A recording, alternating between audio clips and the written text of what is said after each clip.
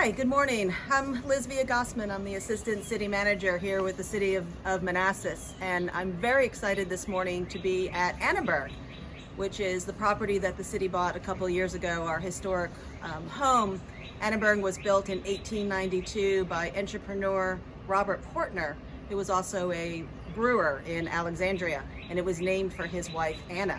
But we're not talking history today. Today we're talking restoration and preservation. And I'm specifically happy to be with Julie Butler, who is with the Durable Restoration Company. Julie has been working on Annaburg for the last several months. She is the project manager for the new roof that we've been putting on Annaburg, as well as what we're here to talk about today, peeling off the layers of paint from Annaburg.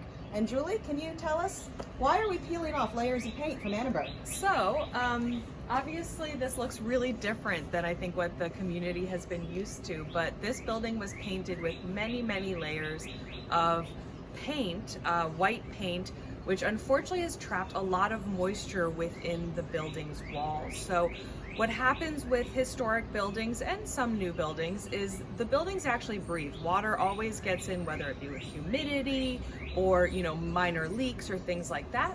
And then it needs a way out. It usually does that through the masonry, actually. Stone and brick and mortar, they're all actually pretty porous. However, when you paint a layer of something that isn't breathable, such as latex paint, elastomeric paint, or anything like that, you actually lose that breathing relationship, and the water can no longer come out the way that it should.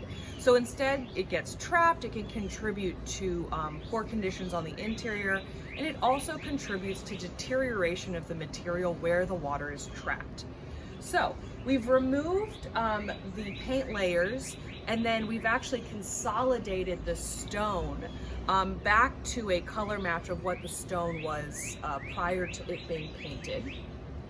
This is really a great hallmark of the time period that this was built, which is you see this almost salmon glazed brick, salmon colored glazed brick with this beautiful rust colored brownstone.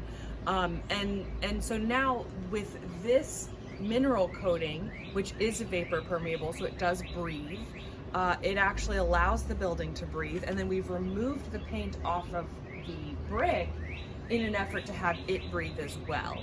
And that is happening. We're seeing a great deal of moisture actually exiting the stone and the brick. So it's really great to see not just a building finally able to take a breath, but the fruits of our labor of removing all of this paint. So we're thrilled. You shouldn't paint historic brick. It's not easy to remove paint, as you can see. We try as hard as we might. We cannot remove all of the paint off of the brick, but at least allowing it to breathe is what's important here. We're really excited to see this building kind of the way Portner intended it.